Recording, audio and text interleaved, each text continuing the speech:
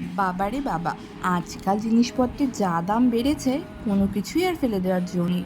বাড়িতে হয়েছিল পটল চিংড়ি, তো পটলের খোসাগুলো রেখে দিতে বলেছিলাম আর চিংড়ি মাছের মাথাগুলো, তো ওইগুলো দিয়েই ভাবলাম নতুন কিছু ট্রাই করি।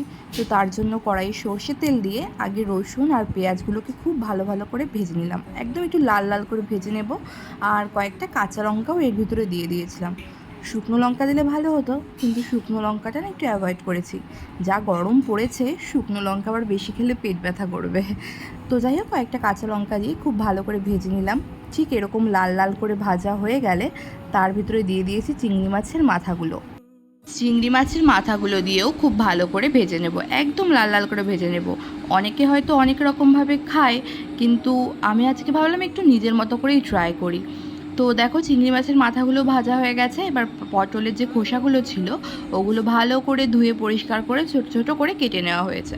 তারপর ওগুলোও দিয়ে দিলাম। দেওয়ার পর ঠিক এভাবে ভেজে নেব। দেখতে পাচ্ছ পটলের খোসাগুলো খুব সুন্দর করে নরম হয়ে গেছে আর খুব সুন্দর করে ভাজাও হয়ে গেছে। এবার তোমরা চাইলে বেটে নিতে পারতে, কিন্তু আমি আর বেটে নিইনি, যেহেতু মিক্সার রয়েছে তো মিক্সারেই গ্রাইন্ড করে নিয়েছি। সত্যি বলছি, যখন খেয়েছিলাম না গরম ভাতের সাথে, এত অসম্ভব সুন্দর হয়েছিল আমি তো ভাবতেই পারিনি।